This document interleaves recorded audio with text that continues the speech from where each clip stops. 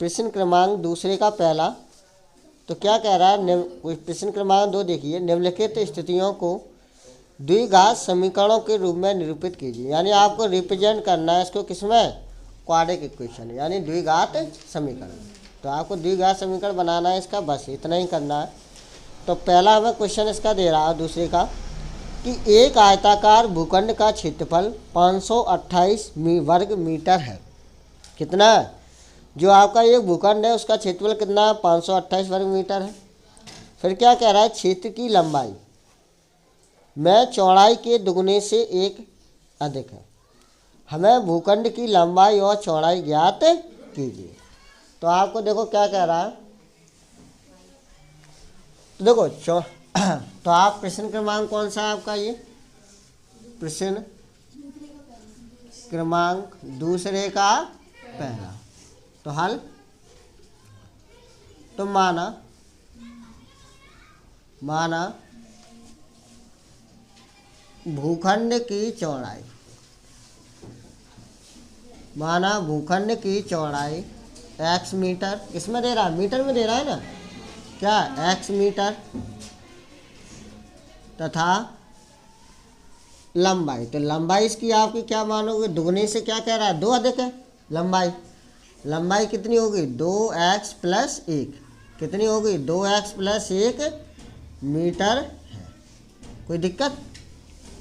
अब according to question, प्रश्नानुसार, तो आपको क्या कह रहा है प्रश्नानुसार, तो देखो, तो भूखंड का क्षेत्रफल क्या होता है, भूखंड का क्षेत्रफल, भूखंड कैसा होता है, आयताकार।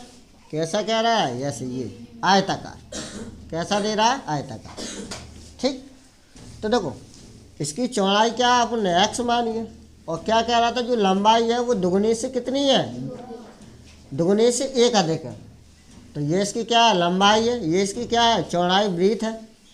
ठीक है, और इसका एरिया कितना है, ये इसका एरिया है। तो एरिया कितना दे रहा है, 528 मीटर स्क्वायर।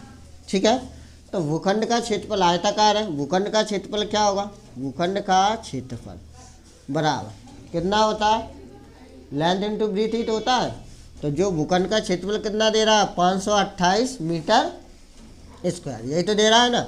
तो भूखंड का क्षेत्रफल तो क्या होता है, लेंथ इंटू ब्रीथ, 528। तो लेंथ आपको कितना कह रहा है,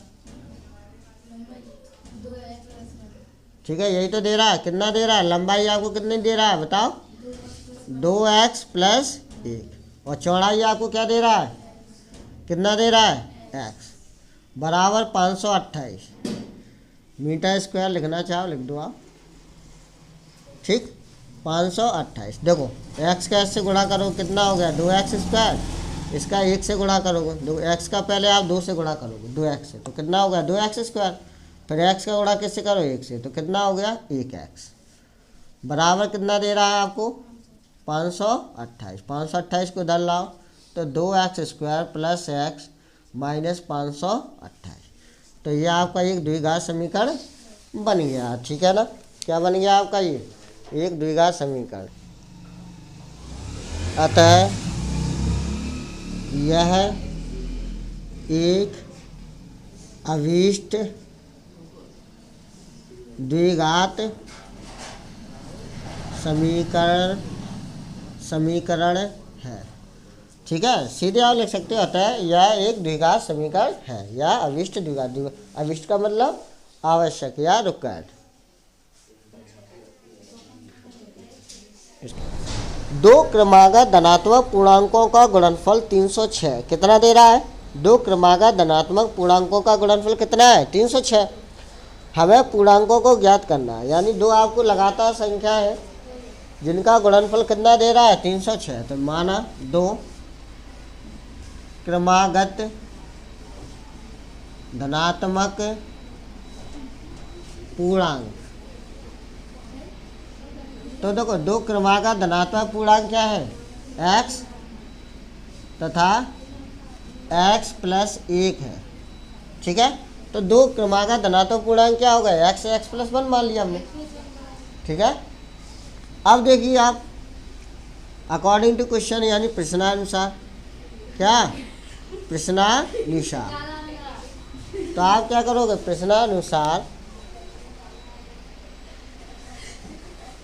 तो इसको थोड़ा ब्राइटनेस बढ़। तो देखो माना दो क्रमांक धनात्मक पूर्णांक x तथा x+1 है प्रश्नानुसार। अब आपको क्या कह रहा था, दोनों धनात्मक, क्या कह रहा था, दो क्रमांक धनात्मक पूर्णांकों का गुणनफल कितना दे रहा है। तो लिख दो आप पूर्णांकों का गुणनफल। क्या, पूर्णांकों का गुणनफल। तो कितना दे रहा है आपको, तो पूर्णांकों का गुणनफल कितना दे रहा है आपको, 306। कितना दे रहा है, 306 तो दे रहा है। तो देखो, तो पहला पूर्णांक क्या है आपका x, दूसरा क्या है x+1 बराबर 306। तो x का गुणा आप इससे करोगे तो x² हो गया। कितना हो गया, x का 1 से करोगे क्या होगा, 1x। अब देखो बराबर 306, 306 को इधर ले आओ तो x² + x, 306 को इधर लेके आए कितना हो गया, -306। तो ये बेटा देखो आपका द्विघात समीकरण बन गया। तो हम लिख देंगे, अतः यह एक अविष्ट द्विघात समीकरण है, hence it is required quadratic equation. ठीक है ना। तो आपको इस तरीके से इसको करना है।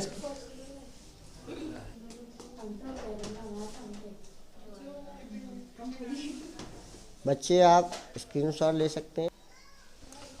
आपको दे रहा रोहन, तीसरा देखिए, रोहन की माँ उससे 26 वर्ष बड़ी है। कितनी वर्ष बड़ी है, रोहन की माँ उससे 26 वर्ष बड़ी है। उनकी आयु वर्षों में का गुणनफल अब से 3 वर्ष पश्चात, कितनी वर्ष पश्चात, 3 वर्ष पश्चात 360 हो जाएगा। हमें रोहन की वर्तमान आयु ज्ञात करना है। किसकी, रोहन की आयु। तो आप मानोगे, माना रोहन की वर्तमान आयु। तो देखो रोहन की वर्तमान आयु, तो माना रोहन, किसकी, रोहन की वर्तमान आयु क्या है, x वर्ष तथा माँ की आयु। तो माँ की आयु, उसकी माँ की आयु क्या होगी, माँ की आयु। तो देखो कितनी बड़ी है, 26 है उससे, रोहन से। तो x+ क्या है, 26 वर्ष, 26 वर्ष दिख रहा है ना। तो देखो माना रोहन की वर्तमान आयु x तथा उसकी माँ की आयु, वर्तमान आयु क्या होगी, x + 26। अब क्या हमें कह रहा है प्रश्नानुसार, देखिए आप। तो हमको क्या कह रहा है, 3 वर्ष पश्चात, कितने, 3 वर्ष पश्चात, आफ्टर 3 years लेटर। तो 3 वर्ष पश्चात या बाद, एक ही चीज़ होती है। ठीक। तो देखो रोहन की आयु, किसकी आयु, रोहन की आयु। तो रोहन की आयु क्या होगी बताओ। तो आज कितनी है उसकी, x है। तो 3 साल बाद, आज कितनी है, x है। तो 3 साल बाद उसकी कितनी हो जाएगी, x + 3, इतनी तो हो गई। माँ की आयु उसकी, तो माँ की आयु, तो माँ की आयु क्या होगी, आज इसकी माँ की आयु क्या है, x + 26 है। तो 3 वर्ष बाद कितनी हो जाएगी, तो क्या लिखोगे आप, x + 29। अब हमको क्या कहा था कि आयु का गुणनफल, दोनों की आयु, उनकी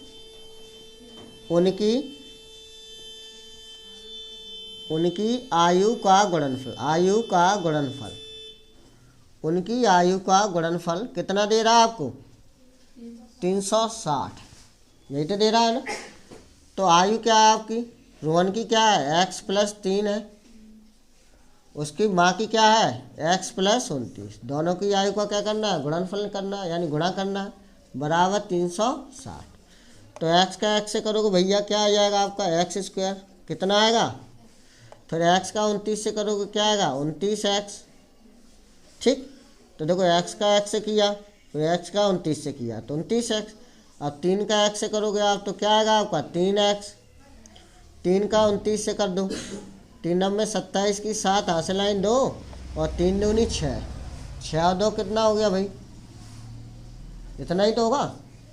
अब देखिए बराबर कितना 360, 360 को इधर ले आओ तो देखो एक्स स्क्वायर 29x और 3x कितने हो गए 31x, 360 को इधर लाओ कितने हो गए 32। अच्छा 32 हो गए, कितने हो गए 32x। अब कितना दे रहा है 87, 360 को इधर लाए तो माइनस के क्या होंगे 360 बराबर 0। अब 360 में से कितना जाएगा 87, तो 10 में 7 गया 3, यहाँ कितना बचेगा 15 में से 8 गए 7, इधर कितना बचेगा 2, यानी माइनस का तो कितना आ गया एक्स स्क्वायर प्लस 32x और कितना माइनस का 273 बराबर 0। तो हमें द्विघात समीकरण ही निकालना था, तो ये आपका द्विघात समीकरण हो गया। तो इस प्रकार हम इसको करेंगे, स्क्रीनशॉट ले सकते हैं बेटा आप बच्चे, आप स्क्रीनशॉट ले सकते हैं। क्या कह रहा है क्वेश्चन नंबर चौथा, एक रेलगाड़ी 480 किलोमीटर की दूरी समान चाल से तय करती है। क्या कह रहा है समान चाल से तय करती है यदि इसकी चाल 8 किलोमीटर पर घंटा कम होती है। कितनी होती है 8 किलोमीटर प्रति घंटा कम होगी तो वह उसी दूरी को तय करने में 3 घंटे का अधिक समय लेती है, यानी 3 घंटा अधिक समय लेगी। हमें रेलगाड़ी की चाल ज्ञात करनी है। क्या करनी है हमें इस रेलगाड़ी की चाल निकालनी है। देखिए बच्चों, तो हमने क्या माना रेलगाड़ी की चाल क्या दे रहा है x किलोमीटर पर घंटा हावर है। अब देखो रेलगाड़ी द्वारा तय की गई दूरी cover distance by train 480 kilometre. अब क्या कह रहा है चूँकि सिंस 480 किलोमीटर दूरी तय करने में लगा समय, तो देखो आपको पता है दूरी का, तो दूरी हमारी कितनी है 480, चाल क्या माना हमने x, तो 480 बटे x। अब क्या कह रहा था कि रेलगाड़ी की चाल में क्या हो रही है कमी आ रही है, क्या आ रही है लेस हो रही है, क्या ट्रेन की स्पीड जो है वो क्या हो रही है कम हो रही है, तो x माइनस 8। तो क्या मानोगे क्योंकि चाल हमारी क्या है x है, उसमें 8 की क्या हो रही है कमी हो रही है, तो -8 किलोमीटर पर आवर। अब देखिए 480 किलोमीटर दूरी तय करने में लगा समय, तो क्या समय लगेगा, तो ये क्या डिस्टेंस है और ये क्या हमारी चाल, तो चाल क्या होगी x माइनस 8। अब अकॉर्डिंग टू क्वेश्चन प्रश्नानुसार तो वो क्या कह रहा था दोनों में कितने का अंतर आ रहा है 3 घंटा आ रहा है। कितने का आ रहा है इधर देखिए 3 का आ रहा है, 3 घंटे का अंतर है। तो 480 बटे x माइनस 8 माइनस 480 बटे x बराबर 3। हमने क्या किया एलसीएम लिया, तो x माइनस 8x आ गया, x माइनस 8 से x माइनस 8 कट गया, तो x का आपने 480 से गुणा किया। अब इधर देखो x से x कट गया, तो x माइनस 8 का आपने क्या गुणा किया, तो x का गुणा इससे किया तो 4 माइनस लगाया इधर, तो माइनस का 480x हो गया, और 8 का इससे करोगे किसका 8 का, तो 3840 आएगा। तो माइनस माइनस क्या हो जाएगा, ये माइनस माइनस क्या हो जाएगा प्लस, सीधे डायरेक्ट कर दिया बराबर 3। अब देखो x का x से गुणा करोगे तो क्या होगा x स्क्वायर, और x का गुणा आप 8 से करोगे तो कितना होगा 8x। अब देखो यहाँ 480 प्लस माइनस के थे x वाले दोनों कट गए, तो इधर कितना 3840।